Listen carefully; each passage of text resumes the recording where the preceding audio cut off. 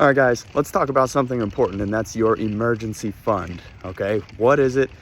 How do you do it? And how much do you need in it? So what it is an account, a cash account somewhere that you can get to. It's liquid. You can get to in a moment's notice in case you need it. All right, and when I say you need it, that's an emergency, right? It's you lost your job, something drastic happened, and you need to cover your living expenses for yourself and your family.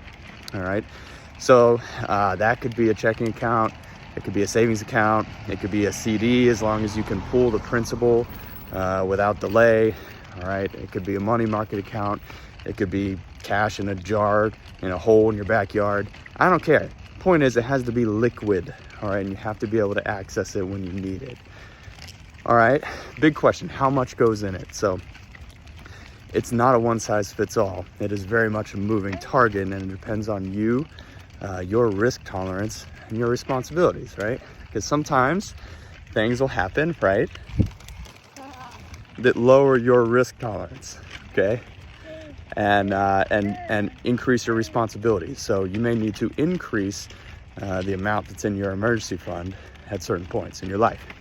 You better believe when my wife was pregnant with Jack that I bumped up our emergency fund a bit, okay?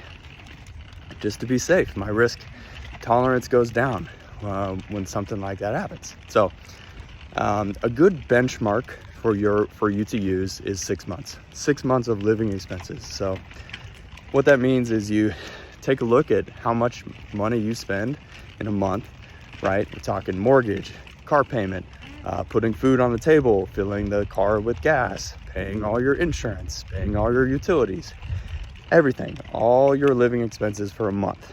Multiply that times 6, all right? And that's a good benchmark. Now, you need to be able to sleep at night. You need to be comfortable. And that comfort level is different for everybody. So take that as a benchmark and raise it or lower it accordingly. But 6 months living expenses is a good starting point. But here's an important key, right? It's very easy to say, hey, I need to save for an emergency fund and just start throwing money into a savings account and just letting it grow. And it grows indefinitely and there's no real end point, right? So what you need to do is sit down deliberately and add this stuff up. Come up with a number, a solid number. Start with your 1 month number for what your living expenses are for you and your family for 1 month, right? And include everything. And then multiply that times 6 and then adjust from there. So once you actually come up with a number, save like there's no tomorrow, right? Save like it's your job and hit that number and get it into an account and let it sit there. And if it's in some kind of account where it can grow a little bit, that's great. But generally speaking, the more liquid it is, the less it's going to grow, and that's fine because it's an emergency fund. So once you have your emergency fund set, you're comfortable, you can sleep at night, then you can have some fun, right? Then you can start saving for an investment property. Then you can invest in that stock that you've had your eye on. Whatever. Point is, first things first, get the emergency fund, find your number, get that all set up, then you can have some fun.